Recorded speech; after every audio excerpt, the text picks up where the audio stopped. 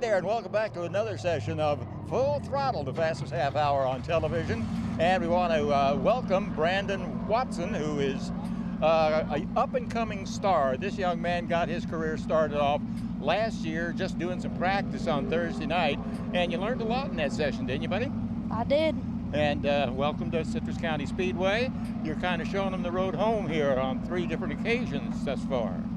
Yeah, I'm trying, getting the car straightened up.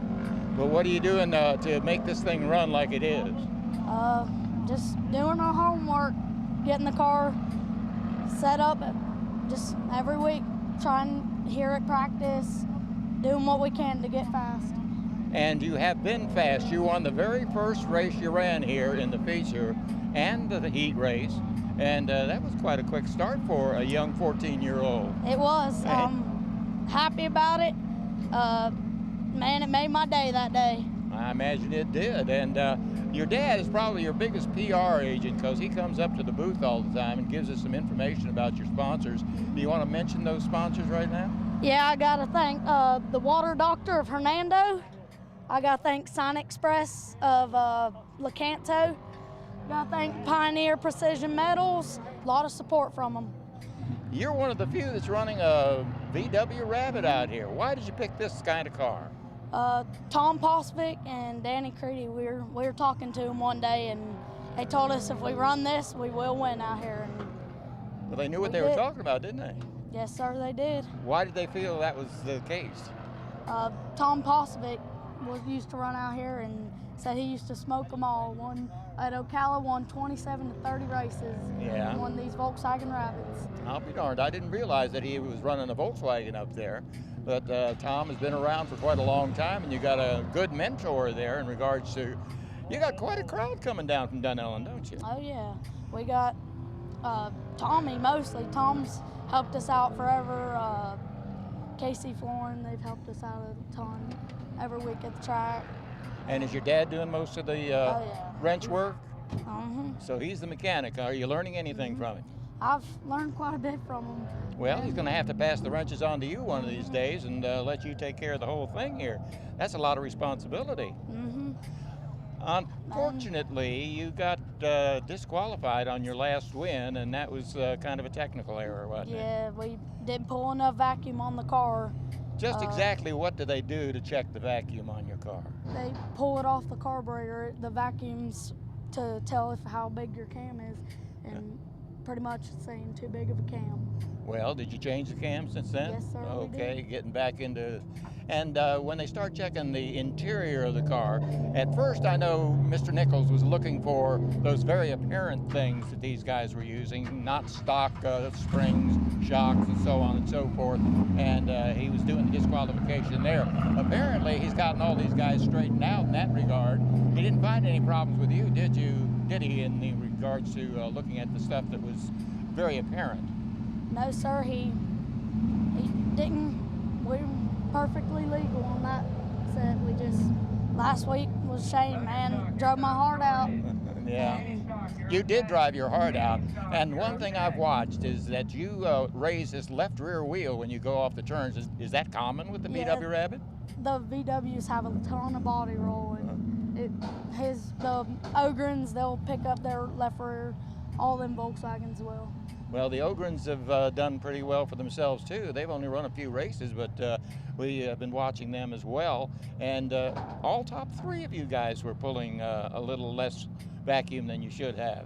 Yeah, we haven't checked we didn't check it for a little while, and sure enough, we didn't pull enough. Well, that's a shame because you dropped from 1st to 10th in the point standings as you came into this week's activity. And of course, this show won't go on for a couple of weeks. But anyway, you are doing a super job out there, young man. And why did you get interested in racing? My dad raced go-karts a long time ago, and I used to see pictures and newspapers of them, and I wanted to be like him. Did you ever race go-karts yourself? I raced go-karts for 2 years in Fruitland Park, Florida. In Fruitland Park, okay. You never went down to Dirt Devil?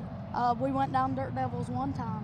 One time? And Thunderbolt Speedway, we've been up there a few times. Where are you originally from?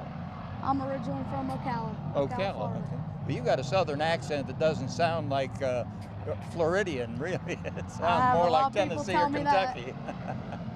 It's a wonderful accent, though. Don't lose it. I think you're an up-and-coming young man here.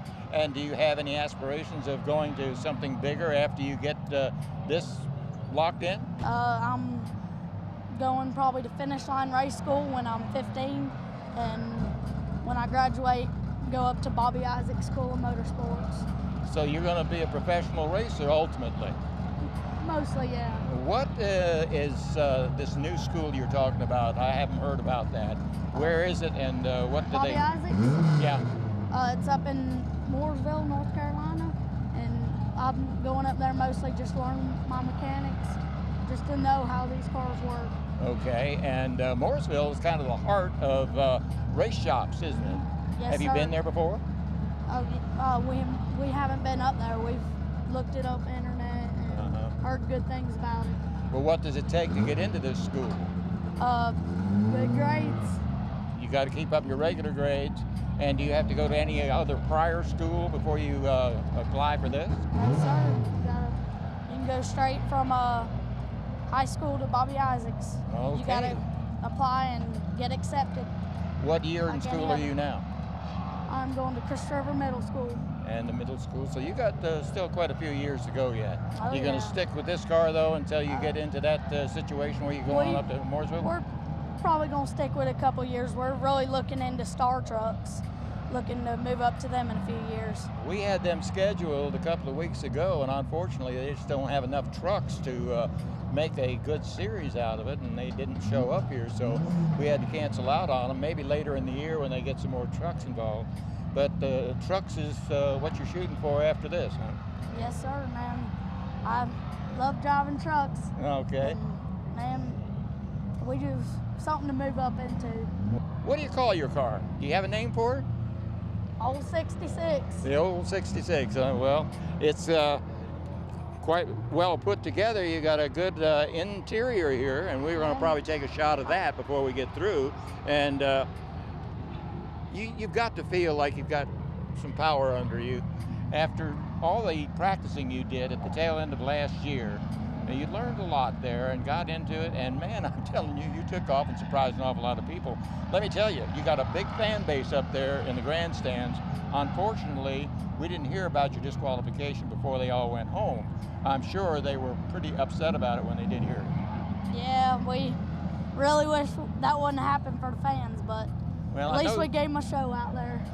You certainly did. You went, from 6th to the front, and nobody could catch you. You talk about a quick rabbit. You flat got the hopping. The only thing we've been having to look out for is 47, Richard Kuhn, and the other Volkswagen, Mike Ogren.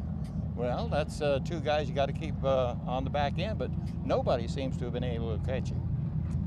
We did our homework, like I said, and my dad, he built a great car. I got to thank him for that.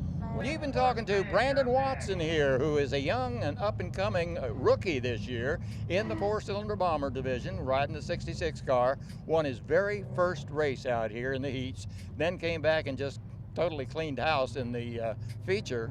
Once he gets out front, there's just no catching him in this little VW Rabbit.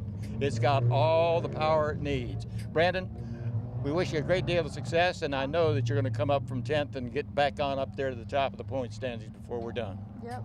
Well, see what we can do. Okay, pal. Take it easy. I'll try my best. And that's it for another fine interview with a young and up-and-coming driver. I'm Larry McMillan with the Full Throttle, and we'll be looking at you every week right here on Key TV at 8:30 on Wednesday and 4 o'clock on Saturday. Please join us. We thank you so much for watching.